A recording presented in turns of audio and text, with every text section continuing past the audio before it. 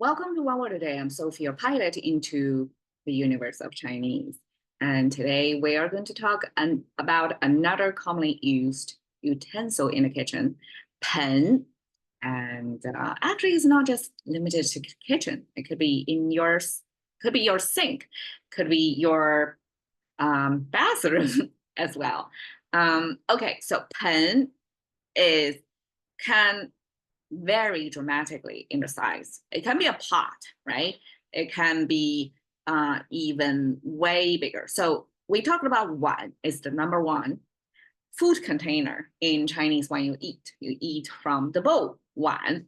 And the pen can be from 3 to 30 times the size, the volume from the one. And it's kind of in a similar shape as well. It's kind of half dome shape. So that's a Chinese pen, at least when I grew up, in my impression. So just like yesterday's character that we talked about the utensil. So here is a high glass with two thumb and the rest of the fingers holding. So this is the Chinese abstraction of your holding the utensil to drink. Supposedly it's for drinking, and it could be extended into feeding over this container as well.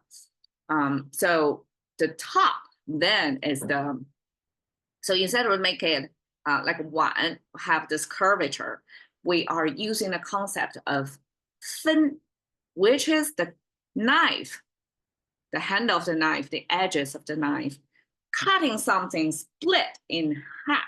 So this cutting in half visually, paired with the utensil, that made it into pot. Why?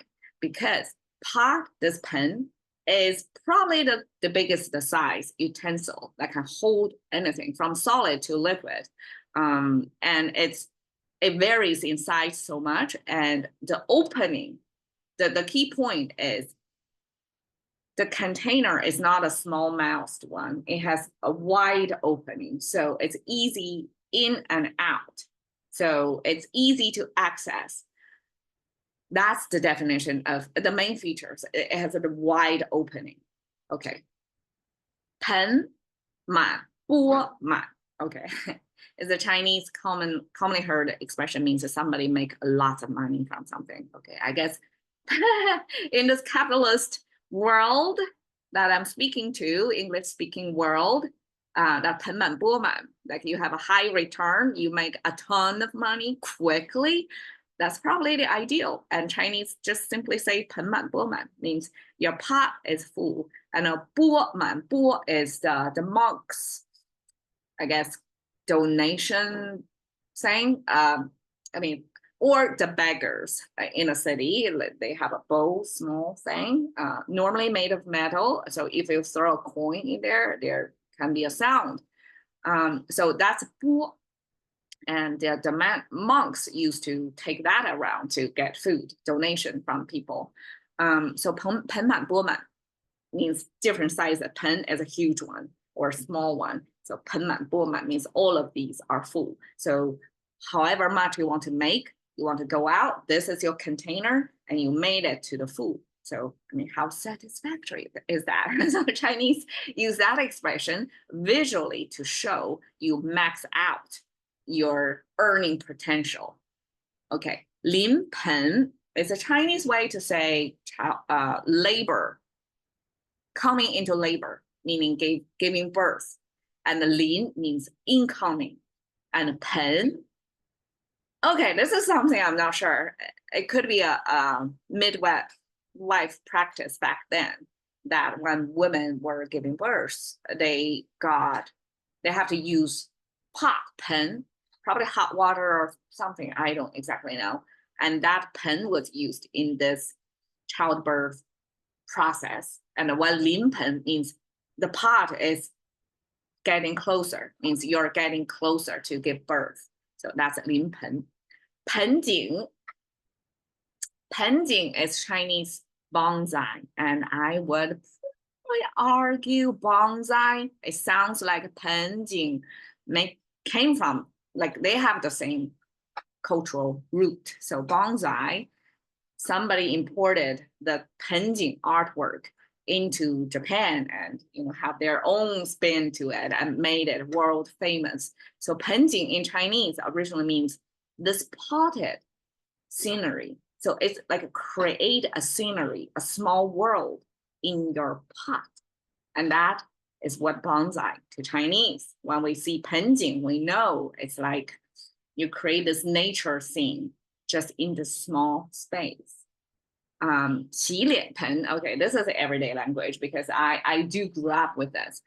Before we have a bathroom fixture, right? We have a tap water, the sink, the bathroom, you do your morning routine stuff. Before then, Chinese, the time when I grew up with, we have to use a 洗脸盆, wash face pot. So a big wide opening pot, mostly made of not porcelain, but kind of enameled metal pot thing, and you scoop water from somewhere, not as easy accessible as you just go to the bathroom. You have to probably from the well, you have to tap the water from the well and then put that water into this container and wash your face through that water. It's not tap water, it's not running water. It's water already in this big container and you're going to refresh yourself through there. I grew up a little bit with that. And that's many, many years ago, I guess. So here I give you different sceneries of how pen was used. And you can see it's kind of universal almost. It can be applied in all sorts of scenarios for all sorts of applications.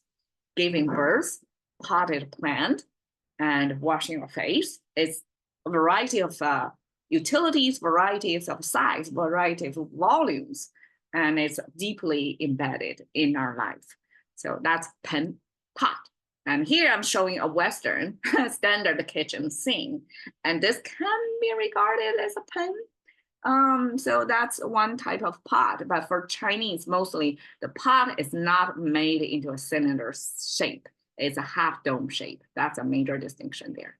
All right, there you go, pen. Thank you for your time. See you another day.